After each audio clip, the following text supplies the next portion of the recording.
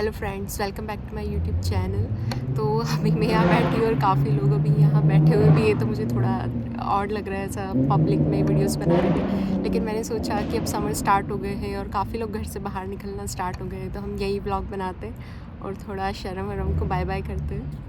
आज हम डिस्कस करने वाले हैं कि जब इंडिया से यूएस हम मूव होते हैं तो स्टार्टिंग में हमारे साथ क्या क्या चैलेंजेस आते हैं, फिर यूएसए की लाइफस्टाइल जैसी हमको लगती है वो वैसी है या नहीं, वो सब हमको यहाँ आके ही पता पड़ता है। तो जब यूएस में आप फर्स्ट टाइम मूव होते हैं तो सबसे बड़ा चैलेंज होता है घर देखना, क्योंकि उसके लिए बहुत सारे फैक्टर्स इन्वॉल्व होते हैं। रेंट कैसा है, अगर आपके साथ फैमिली है तो आसपास इंडियन ग्रोसरी स्टोर्स है या नहीं, या यहाँ के स्कूल कैसे।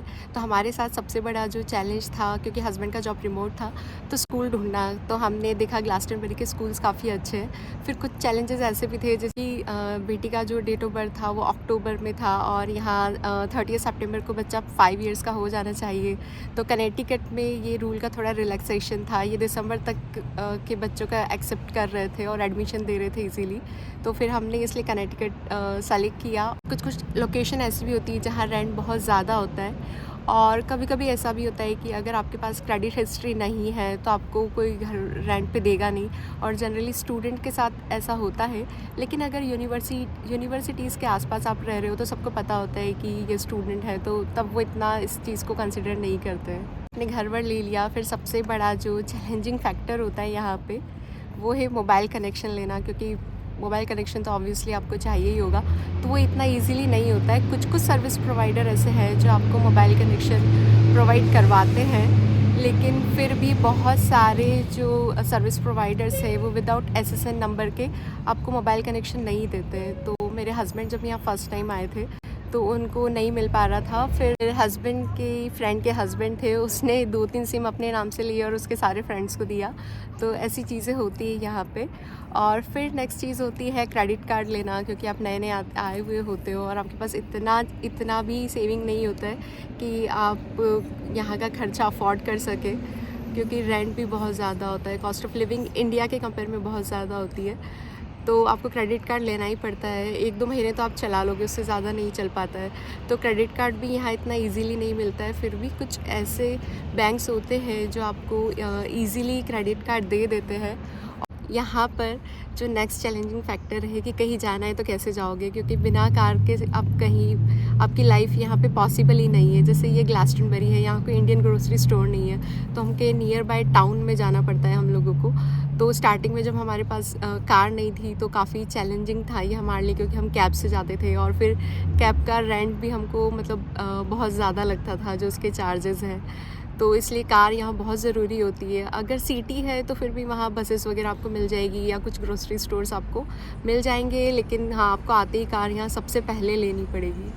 फिर धीरे धीरे आपको मतलब 1 वीक 2 वीक तो सेटल होने में ही लग जाते हैं। उसके बाद अगर आप वर्किंग नहीं हो, जैसे मैं F2 पर हूँ, मैं डिपेंडेंट वीज़ा पर हूँ, तो फिर धीरे धीरे ना बहुत बुरा फील होने लग जाता है कि कोई फ्रेंड्स नहीं है, और मतलब बच्चे और फैमिली के साथ आप मतलब कितना बात करोगे, क्योंकि हस्बैंड वगैरह का आपका ऑफिस होता है, बच्चे स्कूल जाते हैं। तो इसलिए आप जितना कनेक्ट हो सको कनेक्ट होना चाहिए, और उसकी जो है कनेक्शन बनाने के लिए वही रहता है कि आपके बच्चों के साथ जो भी क्लासमेट्स हैं आप उनके पेरेंट्स से कांटेक्ट करिए, उनको फ्रेंड्स बनाइए। और हाँ, आप इंडिया से हैं तो आपको यही होगा कि हम इंडियन फ्रेंड्स ही बनाएं, क्योंकि उनके साथ ही थोड़ा कनेक्शन फ़ील होता है। क्योंकि यहाँ सब लोग इंग्लिश में बात करते हैं, तो मतलब ऐसा होता है कि अगर हमारी जो फर्स्ट लैंग्वेज होती है उसमें हम ज़्यादा कंफर्टेबल होते हैं और अपने आप को अच्छे से एक्सप्रेस कर सकते हैं। तो धीरे धीरे वैसे फ्रेंड बनते हैं, और कुछ लोग ऐसे होते हैं जो आपसे बात भी नहीं करेंगे। जैसे हम लोग यहाँ होल फूड्स जाते थे तो कुछ इंडियंस थे वो आपको हाय भी नहीं करेंगे देख के, और यहाँ बहुत सारे जो अमेरिकन्स हैं वो फिर भी आपको हाय हेलो करते हैं। तो ये फिर थोड़ा स्टार्टिंग में ना थोड़ा बुरा फील होता था, पर हाँ, धीरे धीरे जब आप ज़्यादा लोगों से मिलने लगते हो तो फिर आपको पता लगता है कि किससे आपकी थिंकिंग मैच हो रही है। तो धीरे धीरे फिर आपके फ्रेंड्स बनना स्टार्ट होते हैं, तो फिर थोड़ी लाइफ अच्छी लगती है ना। एक और चैलेंज जो होता है कि घर का जो काम है ना वो आपको सारा खुद से करना होता है। मेरे लिए ये थोड़ा डिफ़िकल्ट था, क्योंकि हम दिल्ली रहते थे तो वहाँ इजीली मेड वगैरह मिल जाती थी खाना बनाने के लिए, क्लीनिंग के लिए। तो इन सब चीज़ों के बारे में सोचना नहीं पड़ता था और लाइफ थोड़ा इजी लगती थी। लेकिन यहाँ पे आपको सारी चीज़ें खुद से ही करनी है, तो यहाँ मेड्स वगैरह मिलती नहीं है, तो ये आपको खुद से को ही करना है। खाना भी खुद ही बनाना है, क्लीनिंग वगैरह खुद करना है। अब धीरे-धीरे लाइफ मतलब ठीक है थोड़ा ईज़ी लगने लगी है, क्योंकि धीरे-धीरे चीज़ें पता लग रही है कि कैसे मतलब काम को आप बचा सकते हो या क्या-क्या चीज़ें करके आप अपना टाइम सेव कर सकते हो। फिर भी अगर आप इंडिया में वर्किंग है हो तो थोड़ा फ़ील होता है कि यार कोई जॉब करना है। अगर आप डिपेंडेंट वीज़ा पे हो तो आप पढ़ाई तो कर सकते हो, लेकिन हाँ, ये बहुत बड़ा चैलेंजिंग फैक्टर है कि आप यहाँ जॉब नहीं कर सकते डिपेंडेंट वीज़ा पे। आपको H1 या कुछ और वीज़ा पे ही यहाँ आना पड़ेगा। तो ये थोड़ा फाइनेंशियली हम इंडिपेंडेंट नहीं होते, तो ये चीज़ें थोड़ा बुरी लगती है।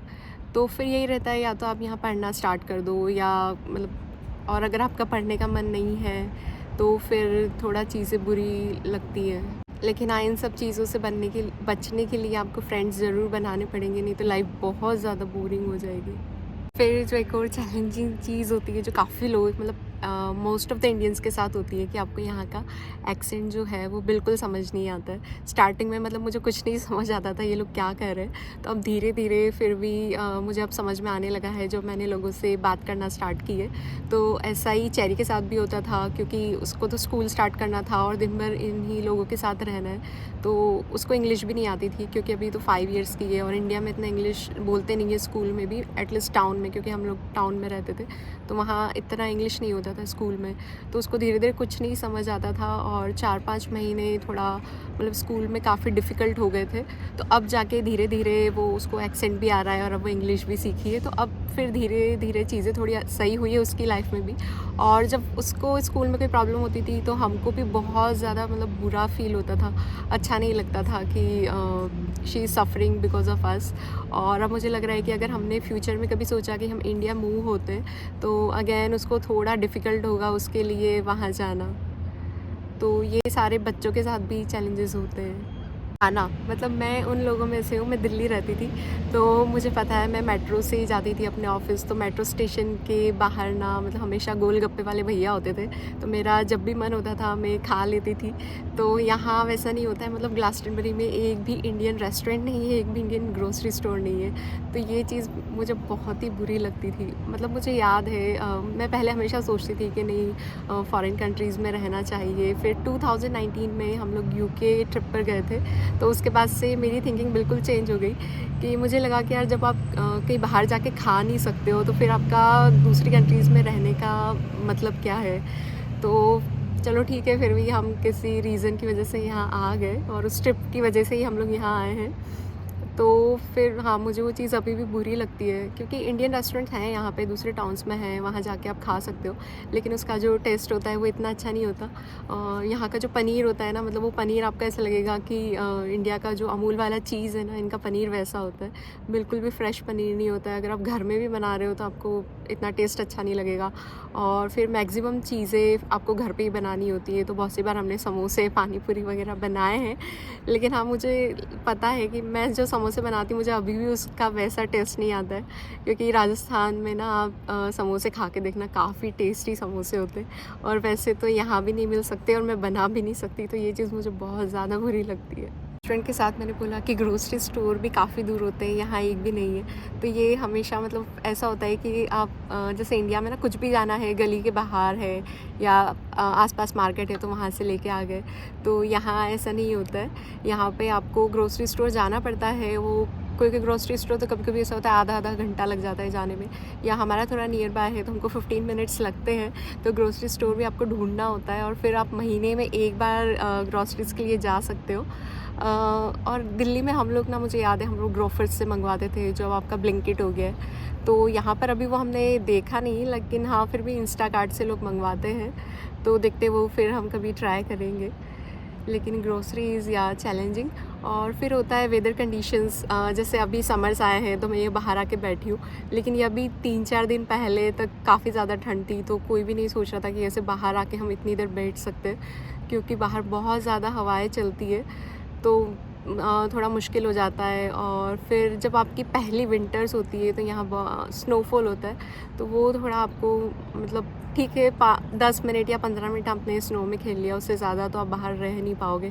क्योंकि मुझे याद है ये जहाँ मैं बैठी हूँ फाउंटेन पार्क घर से इतना दूर भी नहीं है, लेकिन वो 10-15 मिनट में भी ना मैं सिर्फ यहाँ आई और मेरे पैर इतना जम गए थे कि फिर से रिटर्न होने के लिए मुझे बहुत लग रहा था यार मैं क्यों आई यहाँ पे, कैसे जाऊँगी मैं घर। तो हाँ, विंटर्स में थोड़ी ऐसी चीज़ें हो जाती है। यहाँ तो फिर भी इतनी ठंड नहीं है, लेकिन आप जब नॉर्थ में जाओगे तो वहाँ तो बहुत ज़्यादा स्नो होता है, तो वो लाइफ थोड़ी मुश्किल हो जाती है। और अगर आप इंडिया के किसी साउथ पार्ट से हो तो फिर तो आपको मतलब आपने विंटर कभी देखी ही नहीं होगी, तो फिर तो ये आपकी बहुत बुरी और फर्स्ट विंटर होने वाली है। लास्ट चीज़ जो हम डिस्कस करेंगे और जो मुझे यूएस की ये ही चीज़ है जो मुझे सबसे ज़्यादा घटिया लगती है, वो है यहाँ का मेडिकल सिस्टम, जिसके यहाँ के जो एक्सपेंसेस होते हैं वो बहुत ज़्यादा होते हैं और डॉक्टर सीरियसली नहीं देते अपॉइंटमेंट और बहुत टाइम लग जाता है अपॉइंटमेंट लेने में। और ये आप पूछ सकते हो काफ़ी लोगों से, ठीक है काफ़ी लोग बोलेंगे कि नहीं यहाँ का सिस्टम अच्छा है या मतलब फैसिलिटीज़ यहाँ अवेलेबल है, लेकिन अगर आपको डॉक्टर ही नहीं मिल रहा है तो फिर क्या मतलब। और फिर आपको इमरजेंसी में जाना पड़ता है जिसके चार्जेस बहुत ज़्यादा होते हैं, 800 से $900 तक हो जाते हैं इमरजेंसी के चार्जेस, तो वो थोड़ा डिफ़िकल्ट हो जाता है। लेकिन हाँ, अगर आप किसी और कंट्री में आते हैं और काफ़ी लोग यहाँ आते हैं तो कुछ प्रोज तो होते ही, उसके साथ कुछ एडवांटेज होते हैं यहाँ आने के, वही सोच के लोग यहाँ आते हैं। वो सबके अपने अलग अलग रीजंस होते हैं जो यहाँ आना चाहते हैं। तो हाँ, आप ज़रूर आइए, यूएस काफ़ी अच्छी कंट्री है। अभी कुछ थोड़ी इकनॉमी यहाँ की मतलब थोड़ी ख़राब चल रही है, जॉब मार्केट ख़राब चल रहा है, लेकिन हाँ फ्यूचर में अगर अच्छा होता है तो आप ज़रूर आइए, आप यहाँ काफ़ी अच्छा सेव कर सकते हैं। तो ये यहाँ की लाइफ के चैलेंजेस हैं। तो आप जब भी आते हैं आप मेरा वीडियो देखिए और उसके हिसाब से आप अपना प्लान कर सकते हैं कि आपको इन चैलेंजेस से कैसे मूव ऑन करना है। तो आई होप आपको ये इन्फॉर्मेशन अच्छी लगी होगी। तो फिर मिलते हैं हम नेक्स्ट व्लॉग में।